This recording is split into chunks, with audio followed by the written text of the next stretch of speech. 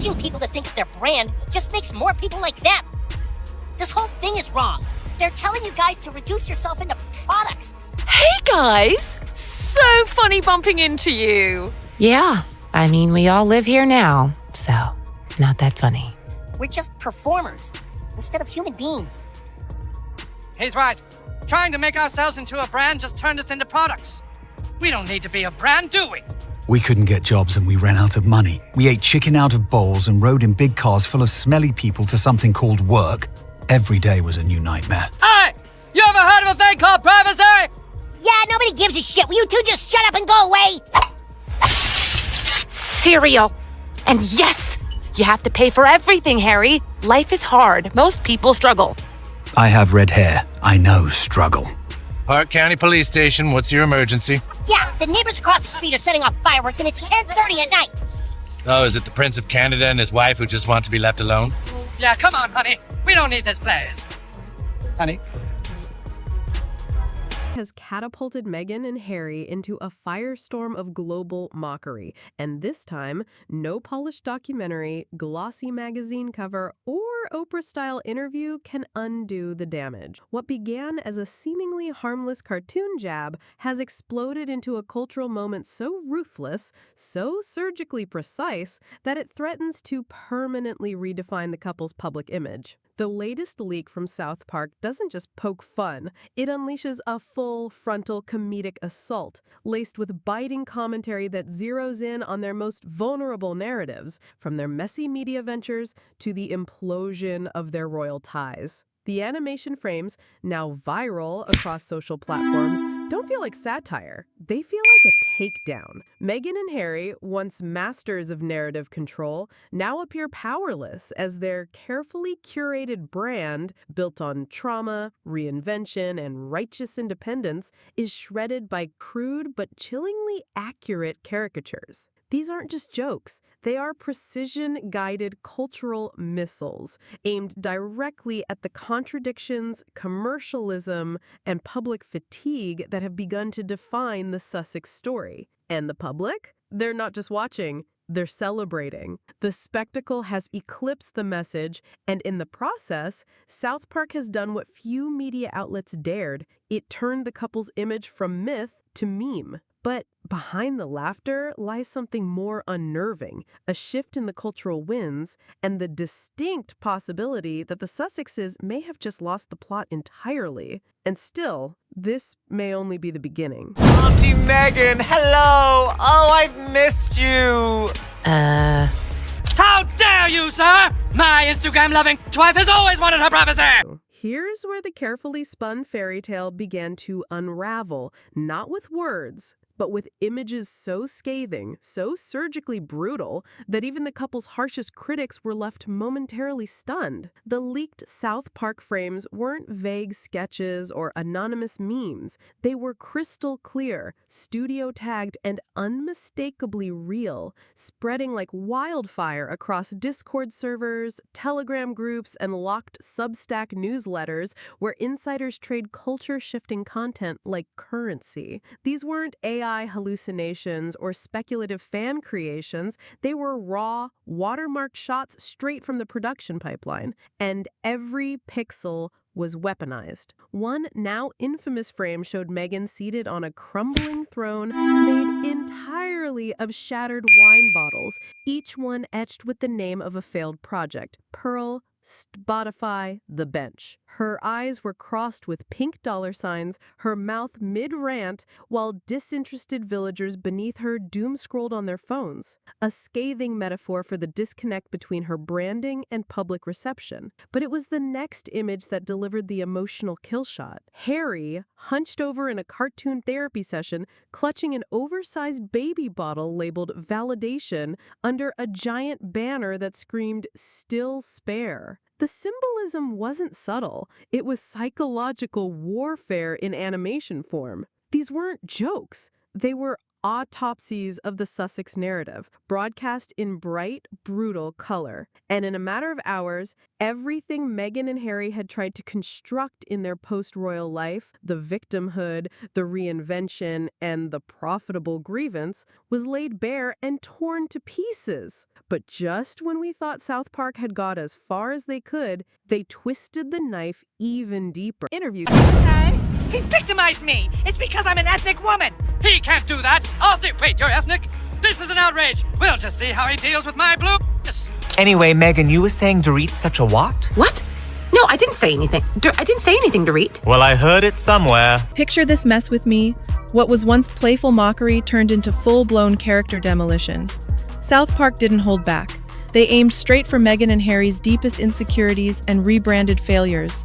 Meghan was cartooned as an Picture this train wreck in motion. What started as harmless cartoon teasing rapidly escalated into a merciless character demolition that left no part of Meghan and Harry's carefully crafted identities untouched. South Park didn't just poke fun, it ripped the facade off with surgical cruelty, exposing the raw insecurities and failed reinventions beneath. Meghan was drawn as a deluded influencer queen perched atop the ruins of her own ambition, screaming grace into a golden microphone while seated on a pile of broken brand ventures. The symbolism was as loud as the satire. A woman obsessed with control, now trapped in the debris of her own overexposure. Meanwhile, Harry's animated stand-in was a therapy-addicted echo of himself, hunched over, bottle-fed with symbols of lost relevance, as a towering neon sign in the background blared crisis of narrative like a public obituary for his post-royal identity. Even loyal fans of dark satire were left breathless, not because it wasn't funny, but because it was too precise. Every frame wasn't just a joke, it was a blueprint for dismantling the Sussex mythos from within. South Park didn't roast their fame, it dismantled their metamorphosis into commodified grievance. And what made it worse? The audience didn't just laugh, they investigated. They picked apart each detail like analysts decoding a scandal. But the true detonation came next. Not from the episode, but from the digital wildfire it sparked. Because the next leak wasn't just more mockery. It was a scandal Meghan's PR machine simply couldn't contain. If it's truly what we want, then we really can get away from it all. No more magazines and Netflix shows. We really can live a normal life. Yes, I'm sure you agree, darling. Why are we so mad today? Because we want our private. Listen to this absolute twist. South Park didn't just lampoon Meghan and Harry, they accidentally, or maybe not so accidentally, detonated a meme war that took the internet by storm and flipped the cultural script overnight. Within hours of the leaked animation frames going viral, TikTok turned into a chaotic theater of motion edits, dramatic remixes, and lip-synced voiceovers lifted straight from Meghan's infamous Oprah interview. One frame, Meghan mid-scream into a gold mic seated on the rubble of her failed ventures, was stitched with melancholy violin music and slow cinematic zooms, racking up millions of views in record time. Another scene, Harry clutching his validation bottle, became a parody trailer titled Still Spare, the sequel, complete with fake Rotten Tomato scores and mock reviews. Over on Reddit, users were dissecting every frame like it was a leaked CIA file, labeling the entire spectacle a cultural takedown of influencer royalty. Meanwhile, Instagram pages that once proudly waved Sussex flags began shifting tone, deleting old praise posts and quietly joining the chorus of critique. Even longtime supporters began confessing that it had gone beyond satire, that this wasn't defensible anymore. The hashtag Spoiled Sussex exploded across X, formerly Twitter, pushed by major meme accounts and influencer pages gleefully sipping rosé while torching Meghan's branding blunders. What had started as a roast had now morphed into something bigger, a digital carnival of ridicule where every detail became a punchline, every frame a meme. And the worst part? It was moving too fast for Meghan's PR team to even begin damage control. But then came the real revelation. These leaks weren't accidental. They weren't random.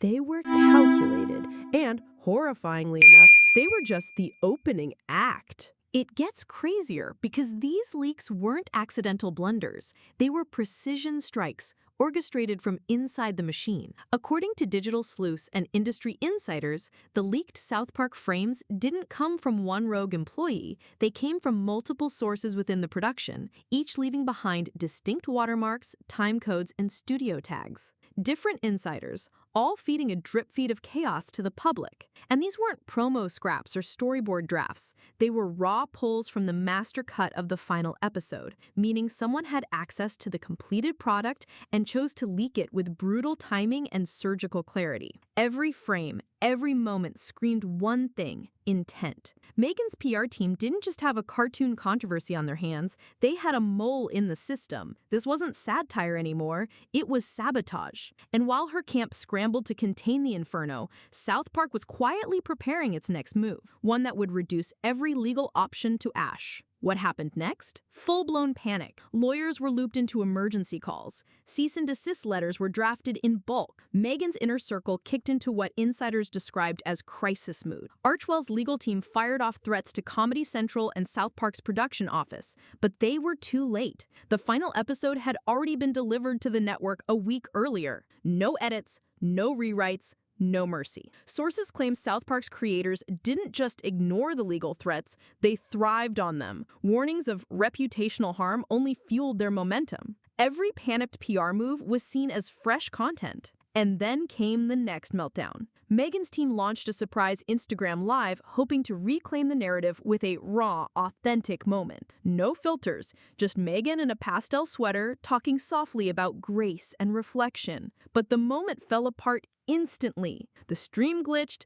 the audio lagged, the screen froze. And that freeze frame became instant meme gold. TikTok creators dubbed it with South Park soundbites, while others layered cartoon bees labeled brand deals and legal threats swarming her head. Then came the wildest rumor. South Park's animators were watching the live stream live, allegedly taking notes for a spoof segment. Meghan's team pulled the plug in under 12 minutes, but the damage was irreversible. Her raw vulnerability was instantly twisted into fresh parody content by the same Yeah, nobody gives a shit. Will you two just shut up and go away? Oh, you're hilarious, Meghan. Why did you move back here anyway? It was ultimately a tough call, but there were a lot of factors to consider. internet she hoped to sway. But even that wasn't the most humiliating part. It was the silence that followed. When Meghan's live backfired, Harry reportedly reached out behind the scenes, making discreet phone calls from Montecito.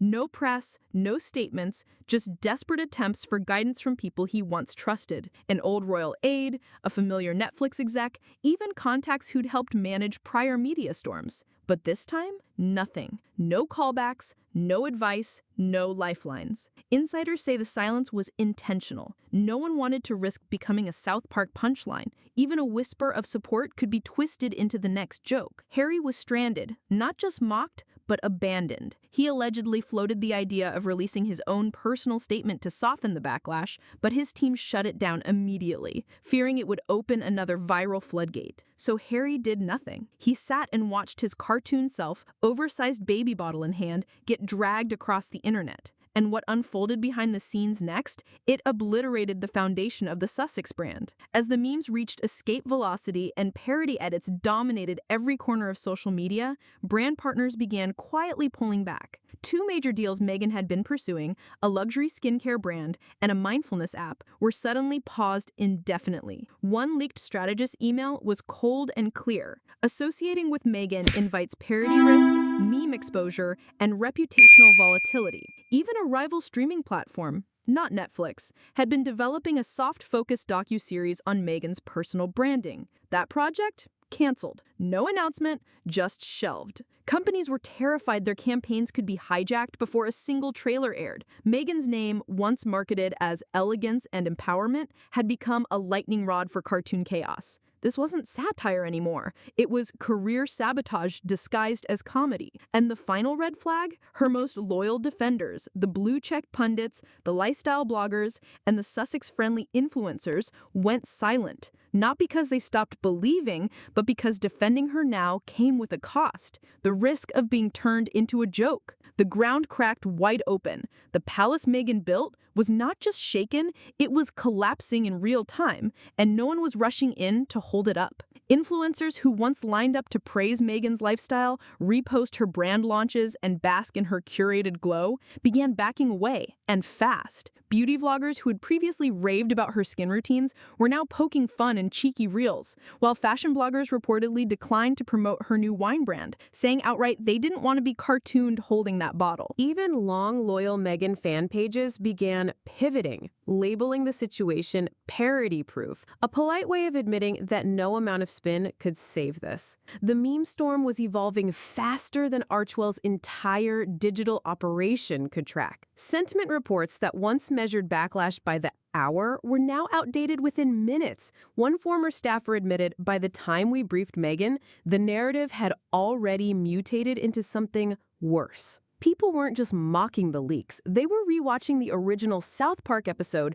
stitching it together with the new leaked frames, building entire timelines of takedown. That's when Meghan's team realized the nightmare truth. This wasn't just a sequel, South Park had franchised them. Meghan and Harry were now recurring characters, the kind animation never forgets. And the next gut punch landed on Harry, because suddenly he realized he wasn't just being mocked for what he'd done, he was being mocked for who he'd become. Social media lit up with speculation. South Park wasn't making fun of them, it had turned them into cultural symbols. And in animation, that's the kiss of death. That's when you're no longer a person, you're a punchline, fossilized in pop culture, repeated forever.